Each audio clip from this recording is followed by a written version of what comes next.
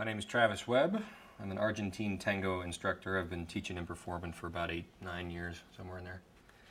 I wanted to make an instructional tape because I was noticing with a lot of the other ones that are on the market and with tango as it's taught in America in general, an inefficiency in the system. It seemed like in watching those tapes or in taking those classes, it would take a lot of time to really be able to get at the material, and it would require a partner and it would require a space. And it's not true that it takes those things to be able to become really good at tango. In fact, the only thing that it takes is a certain willingness to practice.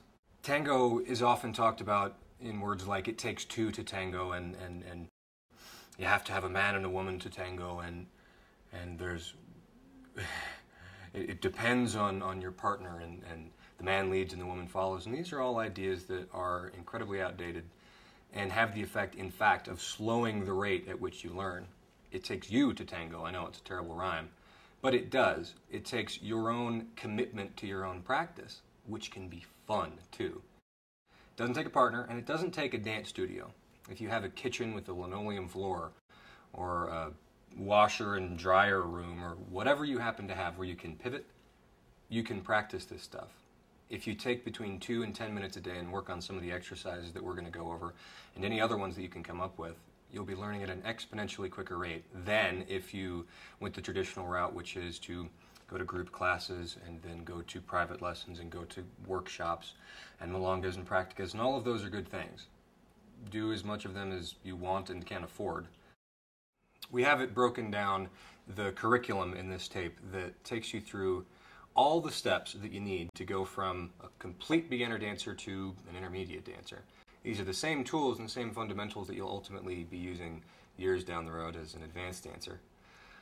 This curriculum is designed to be watched and then practiced.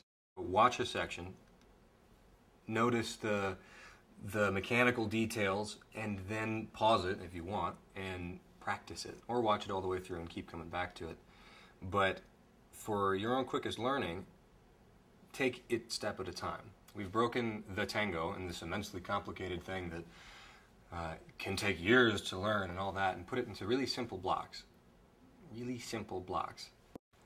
And once you have a good sense of any one of these blocks, take it, practice it, and make it your own. Then you can use it in conjunction with the others to build yourself a tango palace. Before you can have much to offer in a partnership, you really have to have your own dance established.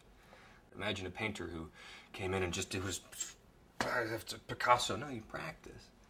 You practice. It's the same with an instrument. You don't come in and play Jimi Hendrix. You work on the chords. Then you jam with people. So we develop our own dance, and then we take it into our partnership. There's a couple really distinct benefits to practicing in this way. One of them is that you're saving yourself a lot of time. The other is that you're saving yourself a huge amount of money. If you add up all the costs of all of the different tango expenses, it's a commitment. You can save yourself a lot of that money and let your social dance experience be for the fun of it. Be for exposure to new teachers and new ideas. It's really about what truth you bring to the table in tango. What does your tango look like? So let's go over some of the exercises.